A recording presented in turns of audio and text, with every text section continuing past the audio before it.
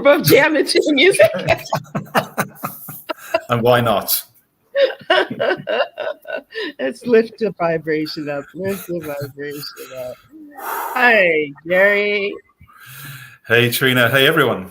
Woo. Hey, welcome to Hegemony Revealed. And man, Gary's been gone a little bit, so it was Shahana and I, and now Gary's back, but Shahana's gone.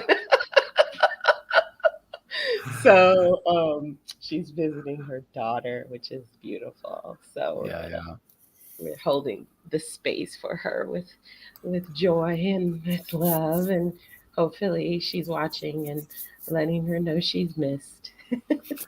100%, and that's why we need to leave that picture of Shahana as the third part of this important team, right, on the opener. We're missing you, Shahana, and have a good time. Yeah. So Garry and I were in the background, of course, as usual, kind of pre-discussing and just reconnecting because it's been a while, and so much has already come up. And one of the things that Garry is really good at is not taking sides. I kind of like that aspect as we kind of dissect what's going on with hegemony. I realize how polarizing it can be, especially in the current affairs. And, it's like pick wrong, right, dark, light. But I always want to remind people we exist in a world of duality. And it's mostly, for me, it's mostly about transparency. So people know which direction to take their lives and to take their heart. So that's where I am with all the lovely chaos that's happening in the world. And I say lovely because it is.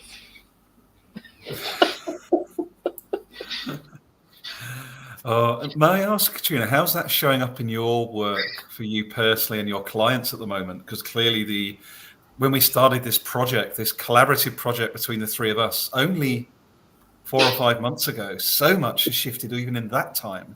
So I'm curious what's emerging for you and your clients in that short period. My clients are, hold on 1 second.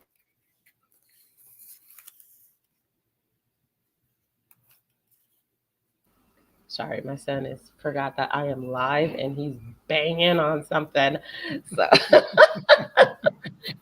So for me, with my clients, I think the most aware thing is the sense of fear, the fear of the unknown. Everything that the hegemony has built its foundation on has been these ideas and these situations of this is how to go and this is how to be safe and to be successful. And all of that is falling apart. As a lot of them see that's complete BS. And so with my clients, one of the first things I have them look up, our very first session is, do you know what the word hegemony means? And the reason why I do is because this is a word and this is a structure I wish I understood so many years ago. I would have given myself a break. I would have loved myself a lot deeper had I understood there's so many structures in place to basically make me feel like crap. Okay. So for me, kind of getting my clients into a place of self-compassion is the number one step. And I think that should be everybody's step, no matter race, gender, whatever it is. There's these structures that have been always operating to create a lot of trauma and a lot of divide. And so, yeah, that's where I am with my clients about it. What about you? What about like your work that you're doing right now? I feel like Garry, you're on this edge because you're like, as you always say, in the belly of the beast. I'm wondering if the CIA and the FBI got cameras on you and like probably. exactly. But how are you feeling in your space with all of this? Yeah, it's really, thank you for asking. It's really interesting. So, for extra context for those that might be listening or watching back, so yeah, the belly of the beast, as we reference in Hegemony Revealed, is my day job is in chemicals. So, really, in the belly of the beast, extractive industry. And I think what to answer your question, Trina, what is very interesting is that I'm finding light bulbs of people within sectors. So either my own sector or those we talk about up and downstream, so upstream towards oil, gas, and downstream towards when you manufacture glasses or pharmaceuticals or a pen, for example. So those whole global supply chains. I'm starting to find people that want to be in this conversation, Trina, that I couldn't Mm, 12 months ago. So that is a noticeable shift. Now, I'm not saying they'd want to join us live in this conversation, but I mhm, think that gives me some real, I'm not going to say hope, clarity is a better word. It's a real clarity that the hegemony really is in a state of collapse in the mhm, West because these people are starting to go, oh my God, yeah. So I can't actually, my perceived security, the house I have, the job I have, the amount of money, I'll get that next bonus. Those things are actually all made up in my mind, aren't they? Yes, they are. mm. Yes, they are. And that's almost, so it's a combination of fear, as you said, but also a combination of freedom. Again, that duality, that paradox of, oh, the more I can embrace this, the more I can let go of my clenched fists that I need to believe that the job will be there and the money will be there and the house will be there. When I can realize those are just things outside of me and how I navigate my inner world is going to dictate what happens outside. Like that is starting to come even within the extractive sectors. Very small pockets, but it's coming, Trina. It's coming. Oh, that's so. I love to hear that. I love to hear how, different industries, especially one that is pretty demonized right now, um, by the people who are environmentalists. That you know, like what's going on in DRC is a part of that. Extraction, and even in what's happening in Israel is due to the desire to extract as well. Because when I found out that there were huge gas and oil preserves right in Palestine, Mhm. and that there were a lot of British entities like BP, that were just salivating on getting a part of that with Israel.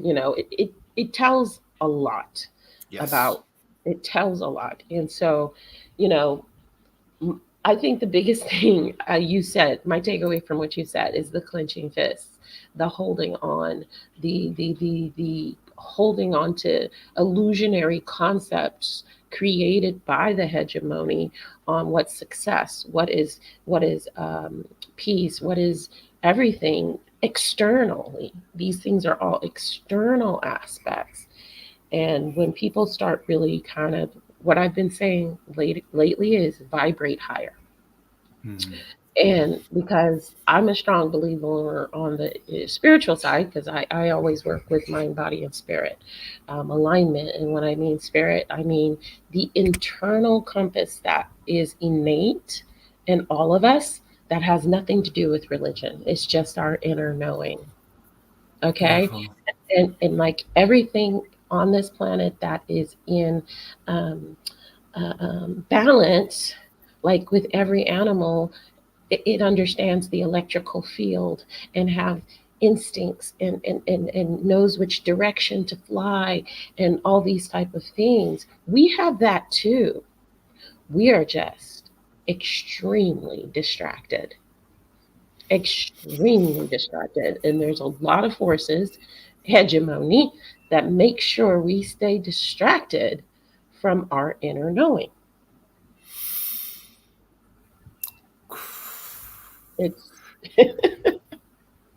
It's And isn't it when you use that word distraction, another word we can use, right, is attention, right? mm, It's the same thing. Where do we focus our attention mhm, and where do we allow that to be distracted to and from, i.e. social media, i.e. the barrage of computerized technology, right? Western right. life. All of it is designed for us to stay busy and stay disconnected to ourselves from the inside out, right? That's right. That's right. Can you imagine? Okay, so one of the things, this is a concept I just was sharing with a client of mine. I feel like my head's about to fall over. With a client of mine. She went on the deep end the other day and she was just really emotional about this. I don't know what to tell my kids. I don't know what to do. I feel like a horrible parent. I feel like this and that. I said, listen, stop trying to dictate and control your environment right now. Just be in it. Just be present within yourself and go back to your inner knowing. You have this is all downloaded on your DNA. You know where to go, what to do. Just go back to that quiet place within yourself. You don't know where that is. That's the problem. A lot of people don't even know where that is. Everything that has been co-opted by hegemony from meditation, from all kinds of spiritual practices. It's all been a co-option and disinformation campaign. That's how I look at spirituality right now. um, One of the things that's disturbing for me, and I'm going to bring this up, and I would love your opinion as a white male. Why is it all things spiritual in the realm of spirituality are currently led by white men? Why? And why is it that they think the majority should trust them? Brilliant, brilliant question. And it's a very simple answer, right? And it's colonization. It's this reperpetuation of the same patterns. I always go back to Tema Okun's work, right, around the supremacy culture patterns. So fear, Mm-hmm. defensiveness, I am the only one. And that I Mm-hmm. am the only one pattern is the big one that's coming up in what you're describing, I think, which is we're so used to the one world, seeing that these people look like this that have power. They're the ones that will make things change. Whereas actually, with all due respect, we are the total people that need to get out of the way to allow those that actually don't look like us to help lead the change, because we don't have the knowledge, we don't have the, we've got to do our own work, is what I'd like to summarize. Like, we should not be at the wheel of change when we're driving a car off the cliff already. We want to put the handbrake on, put a hat on, say, sorry, bad mistake. I'll get in the back seat and let me Mm-hmm. listen and learn as you drive us forward, please, Trina, for example. Right? Because Right. that's, and I think that's the thing. It's a recolonization pattern. It's the same patterns that have gone on for hundreds of years. And it doesn't matter whether it's spirituality, whether it's business, whether it's setting up a permaculture farm. Yeah, it tends to be white-bodied people that are at the forefront, because that's what we're used to seeing at the front. Instead of, we should be actively decentering ourselves. I like to decenter myself, and I'm learning to do that more and more. I don't always get it right.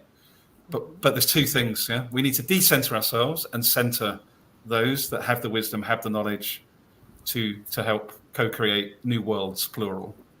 Right. That's And my take. it's one of those things that I just can't even, for the life of me, I don't understand why other people don't see that dynamic happening over and over and over again when it comes to spirituality, when it comes to what you just described, everything. And Mm. um, for example, DEI has failed miserably. Um, when George Foreman first died or murdered, or was martyred, I like the use of that instead of murder, martyred. We the landscape of hegemony and patriarchy went, oh, this is so wrong. We're going to hire more black people, we're going to hire more women, minorities, and things like that. Now it's absolutely gone. And one of the reasons why is because I saw a huge influx of white men and women leading this march. I mean, how are you going to learn diversity, equity, and inclusion in the position of power that you are already in? How are you going to learn? How are you going to actually learn that emotional intelligence and empathy when everything is driven by you for you? So it's like, I don't understand.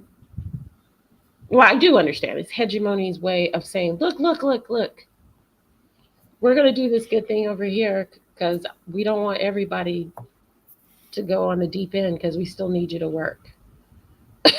We still need you to produce. But and we don't want a huge, massive revolt in a on that type of scale. Um, but how is it even logical? I think it's sadly, and I think this is part of the collapse from my side as well, is that it's actually, whilst we're talking, I think, relatively positively that the hegemony is collapsing, we're starting to see the veil disappear. That's good for all of us, including those that got power who are in fear at the moment, right? Mhm. On the flip side, there is this very weird paradox again. Everything's paradoxical, where within my sector, I won't speak for any particular companies, but I speak to people that work in different companies. And these topics of justice, of DEI, of true systemic change, they are at best got a tiny little table somewhere in the corner of the room. At worst, it's pure performance, as in Mm. pure performance. So, because why do I say that, Trina?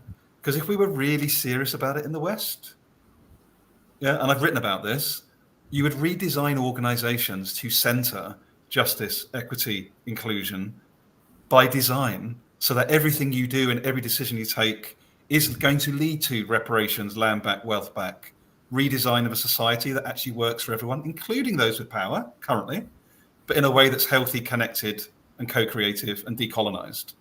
And that's not going to come until we shift the mindset of capitalist thinking towards well-being economy, beyond just making money for the sake of making money, and believing it's not just about us. And that's, again, comes back to those patterns for me, Trina.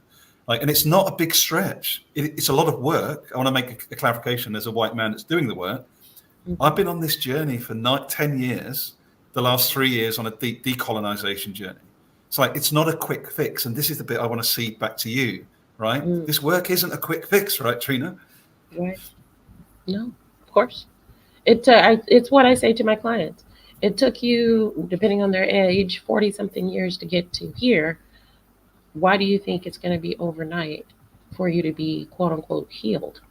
You know, it's Mm. going to be, it's going to be an intent every day and a deep awareness to take those steps for healing. And that's where, I agree with you. A tiny corner table is not going to solve this these problems. But one of the things I think that people do on a mass scale is we disempower ourselves and we don't think it's possible for change. I'm like, every time somebody says, well, that's just how it is, I said, well, then they've won. That's just how it is. I liken it to this. I always say we're led by psychopaths. And I say that because these particular people created and imagined a particular world which they're still trying to perpetuate on the masses right now. Um, by ways of violence, by deception, whatever you, whatever tool that's out there, they have used, and they are very good at switching directions when necessary. And but when you are out of it, when you're not like saying I'm on this side or that side, you're able to look at the dots that are created, oh, and connect them. Well, because we ask the question why? Why would they do this? What has been their pattern? What has been, and guess what? They're not so intelligent that they come up with something new every time. They just shift the different tools around, Mm. you know, and they've been doing it for hundreds, maybe thousands of years. Who hegemony really is up for debate and question. Now that they have presented evidence of, um, uh, what are they calling them now? UAPs and stuff like that. It's like For me, that is just like finally the admittance that we all need that this is not just a one species universe or plural verse, as Shahana would say. And Mm-hmm. we have such a narrow understanding of what that is right now. And I feel like I just can't trust what they are telling me because they're going to even turn that into something to their benefit because that's how they operate. So I don't know. What do you think about that aspect? What do you Oh think? my God, it's so important, right? Because that self disempowerment. Mm-hmm. I just want to hold space for that in the moment. For anybody watching us live or watching this back, yes, there is privilege. I've got huge privilege just because of what I look like, where I was born. Yes, I acknowledge it. I try and use that to try and help break this stuff down, right? You've got different types of privilege. Someone else has got a different type of privilege, right? Being aware of that is a starting point. But that shouldn't be a blocker for me, Trina, to getting back into your body and Mm-hmm. starting to get a head, heart, gut connection that then is your power train to start asking more curious questions, to start meeting people that don't look and sound like you, to start joining webinars around, restorative justice, for example, even if it's something you've never looked at before. They cost nothing and it just takes an hour of your time. So I Mm-hmm. just want to really restate what you're talking about in that yes, there's hegemonic powers. They are awful. They are systemic. But that only works. The hegemony only works because we allow it to work on our behalf. If we took our power back from the system on the whole, i.e., believe in ourselves, high self-worth, high vibration, as you said, believe that we matter, believe that our voice matters, and come from that place as often as we can in our context. If we all did that overnight, the hegemony would collapse in 24 hours.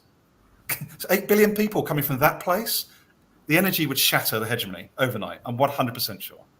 Yeah, absolutely. I'm so positive of that. Matter of fact, think about all of the things that have come to light of late and how many people are rejecting it and how what would have worked 10 years ago is no longer working, Yes, yes. no longer flying. And that collectiveness, that collective resonance is powerful. It does move things, it does make things happen because, like I said, the psychopaths created and imagined one world. And for a while, we went along with it. I will add that Black people never did. Fair caveat.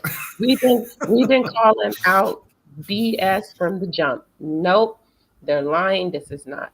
But we had a few people who just were, I call the pick me's, and I just know that if we collectively changed our resonance and changed our purpose, we could move hegemony out.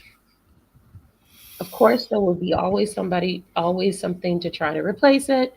But I really do believe that we are vibrational beings. And just like every vibration, it has to match the right resonance to connect. So if you're up here and they're down here, they're not feeding off of your energy. But that's why the goal is to keep you down here all the time, to keep you struggle, to keep you miserable, to keep you feeling bad about yourself. That to me is the crutch, the crux of hegemony right now. Make them feel the worst possible way about themselves, and they will continue to seek our validation. And then we can do whatever we want. And let's bring that to life right now on the 29th of November. In the UK, there are new laws being created every day to expand the spending power of the UK big political parties for next year's general election. There's right to protest being suppressed at every possible opportunity. There's a new right-wing leader in the Netherlands who just literally came out with one of the most Islamophobic opening diatribes I've ever heard in my life, right? So all of Oh, this for me is, we spoke about this before as well, as horrible as that is and as painful, and again, I believe the work is to not react, is to come back to where we are right now in this space together and go, that it's dying. Those are all signals, they're symptoms, but hegemony is collapsing. So do our best not to get pulled into it, stay out of it, find your people, observe it, learn from it, challenge it, but don't get pulled into it. Because it is collapsing. And I really see that as a really important observation from my side at the moment, anyway, in my context, Trina. Yeah, and don't flip into fear about it. You know, that's one of the things that has been the tool is make everybody afraid and make everybody, you know, try to make everybody starve. But the truth is that us, the collective people, all we have to do is not share. You know what I mean? Like really. Oh, you're trying to take something away? There was a time when people were more egalitarian. This ruling class is new compared to how long human beings have been alive and living together collectively. You know, they tried, of course, change history in order to make that seem like, you know, we're born of sin and all these type of things. But I never believed that. I never believed that um, those gaslights about the innate heart of people. I just think people went into a deep survival mode and said, okay, well, this is how they're showing me how to be rich and wealthy, and that's what I want. Okay, I want to be like them. So just stop wanting to be like them. You know, like we always come back to the stop. Just stop doing that. It's not as complicated as we're actually making it. What it is that a lot of people have gotten comfortable with a certain type of lifestyle that they think is healthy, but every year is taking more and more lives, not just in our countries in the West, but globally. What do you think is going to happen if all of these, not just humans, all these species of plants and animals and everything died? We live in a collective. We don't live in a sphere of our own selves. Every single organism on this planet works together to create and keep the planet turning. I've got to grab a book. I think I shared it before, Trina. Sure. You've inspired it. You've inspired it. Okay. Yes. Ways of Being by James Bridle. Now, this is one of the most important things I've read in so long because it speaks about everything you've just described, which is human intelligence is just one of many ways of being intelligent, and intelligent beings are everywhere, and the majority are non-human. Back to what you talk about, Shahana talks about. And so it's just a real invitation. If anyone's interested to get super practical around what we're talking about today, this hegemonic collapse, have a look at this. It also dives into AI, which is one of our pet conversations as well. But AI, I don't even get into AI right now. It's just it's another diversion, pulling away all of our attention to our inner capabilities. Honestly, we're all AI. We're all AI. Beautiful. Most of these inventions didn't just come out of thin air. We created them with our imagination, which has been stunted, which has been taken away from us, which has been co-opted. If we took all of that creativity and we had moments of rest that we need to go inward to create our current reality, what if we just all collectively said, okay, I want a different reality, and today that's all I'm going to focus on. Collectively, we all did that. Do you think it wouldn't happen? Yeah, of course it's going to happen. Trina, the best thing is the best thing is a horrible time, but the best thing is we've got proof, right? It's called COVID. It's exactly what happened for 18 months between early 2020 through 2021. We was in a collective meditation, as one of my network once called it. But look how quickly hegemony pulled us back in when we Mm, allowed it to. When we mm, allowed it to. yeah, it So didn't work. fully. COVID didn't work. They really wanted us to, everybody's like, oh, this is great. I get to work from home. I got my own space. I'm feeling good. I don't have to deal with Brenda or whoever else is looking over my shoulder.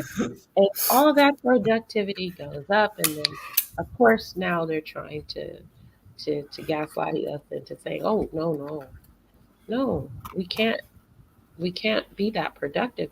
You've got to watch people. No, you've got to keep people in a state of low vibration and fear.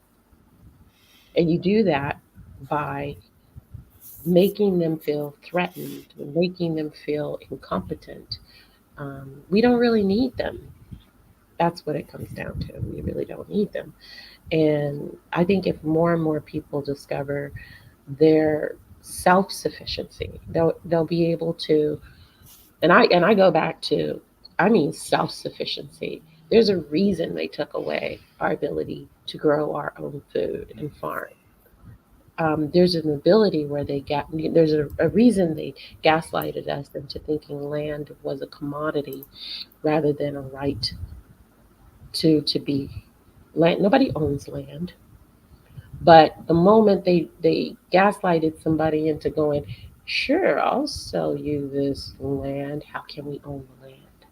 You know, it just that's when all the structures were built around. You know, it's all just about the grand awakening rather than the great reset. Have you heard of this? Yes, yes, yes, yes, yes. Because who does the reset? Who does a reset benefit? Exactly the same hegemonic structures, right? That's right. You want a reimagining, which is what a great awakening is, right? It's a total reimagining. Right. But they do the great reset every 100 years or so because we start to wake up. We stop being less blind. We start demanding transparency. So they rather just blow the whole thing up because they're good. No matter what, they're good. I just watched this YouTube from a speech from the World Economic Forum. Now, I didn't really know much about this organization until late, and I'm like, God damn. If you can't see who is in charge of all of these little things, the audience alone, I don't care which country you're from, they were there. And quite frankly, I don't want to take, there's this false competition and separation between countries. Hegemony is every country, is every force that wants to stay in power. So I don't care if it's China, I don't care if it's Russia, I don't care if it's Ukraine, I don't care. The goal in that room of representation of multi-million and billionaires is the same.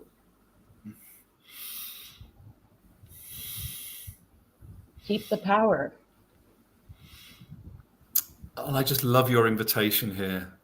World Economic Forum, G7, United Nations, World Bank, IMF. The list goes on. None of those organizations exist for justice and equity and reimagining, right? They're all part of an interconnected system to perpetuate hegemony. And I've never said it so clearly, but I know it so clearly these days, Trina. Mm-hmm. Mm-hmm. And the thing is that the education system doesn't really give you those nuggets. You have to seek that information, and that's why nobody knows what the word hegemony is. Nobody knows what the word hegemony is. Like I didn't till 18 months ago, everyone, just so you know. And it's been a few years for me, but still, I didn't learn it in school. And once you actually even get that, it's like bing, a light bulb goes on. just from word. And that tells you right now the power of words and vibration, the vibration of words, even the texture of the word hegemony. Hegemony, it has a texture to it that's even oppressive. And it has two words that are so close. Hedge, to press something into a corner. Huh? Money. Money. It's it's uh it's really obvious. Would you mind, Trina, if I shared a couple of interesting insights quickly on the screen? There's one Oh, which is really, really good news. I okay. saw this come out this morning, which is one of the largest land back wins for the Amazon basin in many, many, many years. Over 3 million acres of ancestral land is basically going back to the indigenous people within the Amazon. Wonderful. Huge, huge, huge news on that front. Hmm. And this, I think, is just a small example. Again, it's got to happen yet. But the point is, there's something going on where there's a lot of, as you say, co-optation in the West, where it's like, oh, this is nice. Oh, the indigenous leader, yeah, indigenous ways, let's get back to nature. And that is all important, and yes. Hmm. But that is the culmination of many, many, many years of activism on the ground, loss of life, risk of life, to bring that into being. And Yes. I wanted to share that as a reality check for me as much as anyone else, that this is what's actually going on outside of our Western lenses. Like That's fights for survival under hegemony, right. to survive and live in a way that is in line with their own history, ancestry, etc. And we never hear about that, right? When we're trying to grow double digit, acquire a company, how do we expand our business? All of that's Western narrative, degenerative narrative. Mm-hmm. Yeah. Hmm. And then I see news like that and go, that lifts me again vibrationally, like, wow, how just incredible result. And again, I'm learning all the time. This land back movement is a particularly important one, right, in the global south, to make sure that those stolen lands over many, many hundreds of years get returned. So I just wanted to share that with you as That's an uplifting bit of news today. So that's amazing. And I'm telling you, that was, like, as you said, a collective effort of people putting their energy, putting their time, putting their lives on the line to correct course.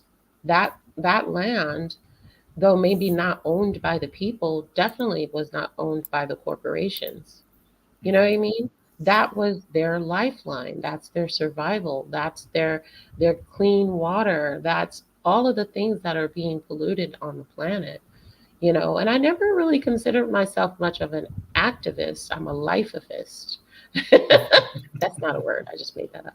But I just believe everything deserves life, because when it lives, I live. When it thrives, I thrive. We have it so backwards on this planet. We have it so backwards. I've been writing a book the past 3 years, um, and connected book about, I won't tell you too much about it because it's not done yet, but it's about all that connection between what we don't see with these eyes, but with this eye. And how everything that we eat and everything that is fed to us by these hegemonic forces blind us to what is really important, and also bind us from being the powerful beings and manifestors that we are. You know, we have to just remember that, and not just say it, be it, you know. Um,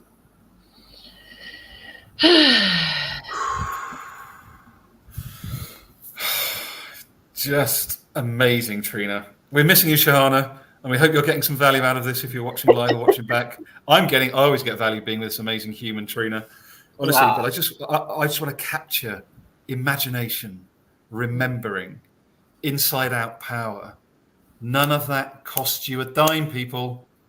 Yeah, you might want to get help from the likes of a Trina to, work with you one-to-one or something. No, generally it's not a sales pitch, but like some people, people need help. I've still got my coaches that help me through this process. But the point is, the starting place is ourselves, right? It's the will, it's the desire to go on that inside-out journey, which is going to bring so much value to you and the ones, those loved ones around you, and in the end to the world. But it is, I've got a hashtag, and I'm not ashamed of it. Change is an inside job. Absolutely. That is the hashtag I put everywhere because I genuinely believe it is, Trina. Absolutely. And just think about this. And I say this for all the people who are conflicted about religion and these type of things that, I basically reject. There's a reason why Hegemony co-opted that first. There's a reason why they co-opted that first. They had to silence and chain the powers that you truly are, and so that they could take it and direct it for their goals and their aims. I'm telling you, you're a powerful being. You're a powerful being. And I have been on the highs and the lows of this journey. And I can tell you, it always comes back to this every single time. And when I'm centered and I'm balanced in me, I always say the universe always aligns in my favor. So, yeah, let's focus on that. Feels like a pretty powerful, intuitive place to stop for today. What do you think, Trina? Sounds perfect. Sounds good. The invitations remain open to you out there. If you're someone that's feeling this, want to be part of this, let us know. As you can see, it's a different type of chat show. It's a deep experiential exploration, and we continue to do this every 2 weeks. And every Wednesday is our intended cadence. And I guess what we've learned a bit, Trina, as well, is that as much as we want to do it, the three of us as the co-hosts with a guest, it's as important that we keep the momentum and the cadence going as much. That's as important it is having us all together. And that's our intention, I believe. Exactly.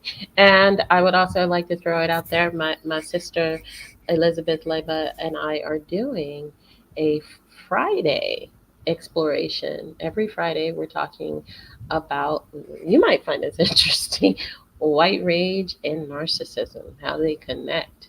And so it's a exploration as well on Fridays as we try to kind of continue to break the veil. But we're being very specific about narcissism and how it all connects to everything. So, yeah. Ooh, that's amazing. And where would that be, Trina? Is that on Elizabeth's LinkedIn Live? Or that's on Elizabeth LinkedIn Live. So you should be able to see that and join us. Last time we had over 250 people on the live, and great questions. And I'd like to get an invitation for more people to come into Hegemony Revealed, because we're talking about something in a different way. I think we're talking about it in a much kinder way, than most people would. Because I know there's a lot of anger, and I know there's a lot of fear and a lot of pain. So what I'm trying to, me and Garry and Shahana are trying to balance that energy and vibrate higher. So. Yeah, beautiful. And as always, right, Trina, never with judgment, only with presence and grace as best as we can, right? Because anger is totally valid. However, from our point of view here in this space, we're seeking to co-create new narratives, and that's the objective, right? Okay. Thank you for joining us today, everybody who's here and whoever's watching the playback. Please share, and I promise to put the podcast up sooner next time. And I also promise to make sure we're not doing it as lastminute.com. So the next two shows in 2 weeks' time, and 2 weeks after that are already available, and you'll see those at Trina's LinkedIn. So take care, everyone. Thanks, Trina. Good to see you. Bye, Garry.